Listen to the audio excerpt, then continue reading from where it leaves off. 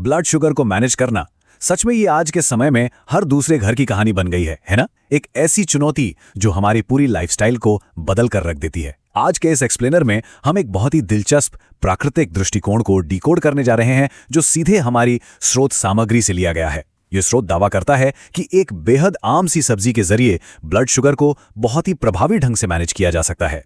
तो दिमाग में सबसे पहला सवाल यही आता है कि क्या सच में हमारी रसोई में रखी एक साधारण सी सब्जी ब्लड शुगर को कंट्रोल कर सकती है?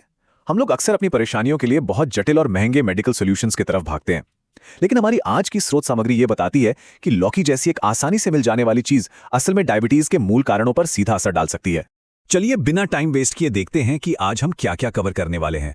हम शुरुआत करेंगे इस नेचुरल रेमेडी से, उसके बाद एक बहुत ही क्रिटिकल सेफ्टी वार्निंग पर बात करेंगे जिसे जानना बेहद जरूरी है। फिर हम इसे तैयार करने का सही तरीका, इसका डोज, असर दिखने की टाइमलाइन और आखिर में सबसे जरूरी डाइटरी रूल्स को समझेंगे।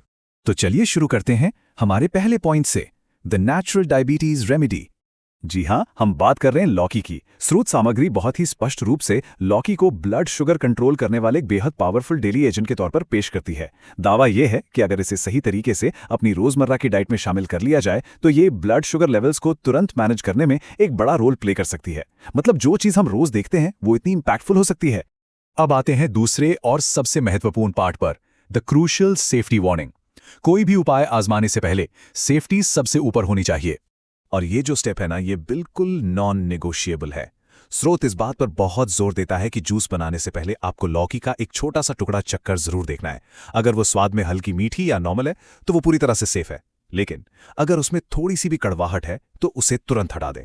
कड़वी लौकी का इस्तेमाल बिल्कुल नहीं करना है, क्योंकि ये सेहत के लिए बहुत हानिकारक हो सकती है। ये एक ऐसा सेफ्टी रूल है जिसके साथ हम कोई रिस्क नहीं ले सकते। चलिए अब बढ़ते हैं तीसरे पॉइंट की तरफ, प्रिपरेशन और एग्जैक्ट डोज। सही लौकी चुनने के बाद अब इसे बनाना कैसे है? इसे बनाने का प्रोसेस बहुत ही सिंपल और सीधा है। बस 3 आसान स्टेप्स हैं। सबसे पहले लौकी को अच्छी तरह से धोकर साफ कर लें, फिर उसे छोटे छोटे टुकड़ों में काट लें और आखिर में लगभग 1 कटोरी टुकड़ों को थोड़े से पानी के साथ मिक्सी में पीस लें, या फिर जूसर का इस्तेमाल करके उसका फ्रेश जूस निकाल लें। इसमें कोई रॉकेट साइंस नहीं है, कोई भी इसे आराम से घर पे कर सकता है।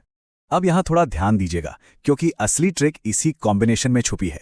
स्रोत के मुताबिक सिर्फ लौकी का जूस अकेले नहीं पीना है, इसे आंवला जूस के साथ एक बिल्कुल सटीक अनुपात में मिलाना है, और वो अनुपात है 2 हिस्सा लौकी का जूस और 1 हिस्सा आंवला जूस। मतलब अगर आप 2 चम्मच लौकी का जूस ले रहे हैं तो उसमें आपको 1 चम्मच आंवला जूस मिलाना ही है।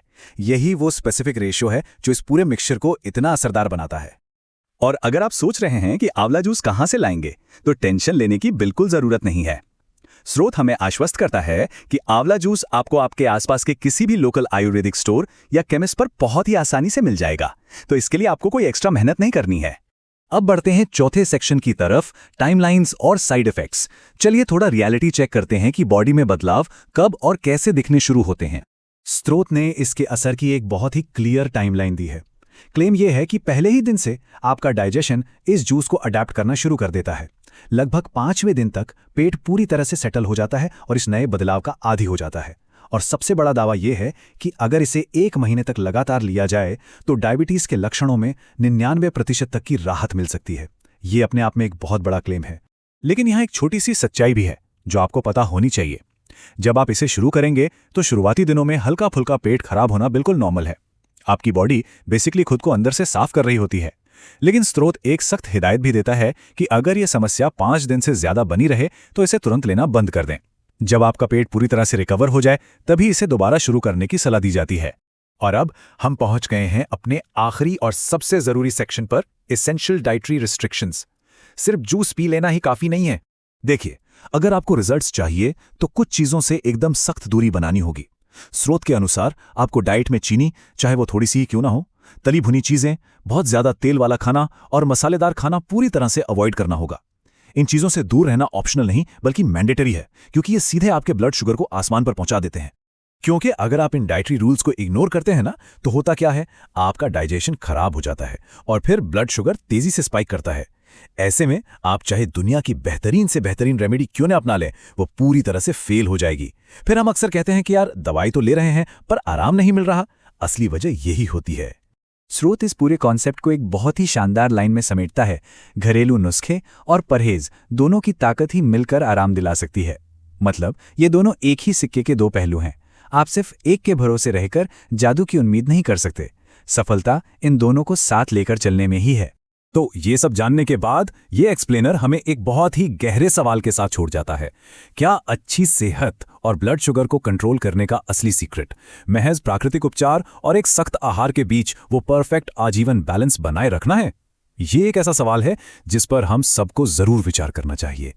आज के इस एक्सप्लेनर में हमारे साथ जुड़ने के लिए आपका बहुत बहुत शुक्रिया।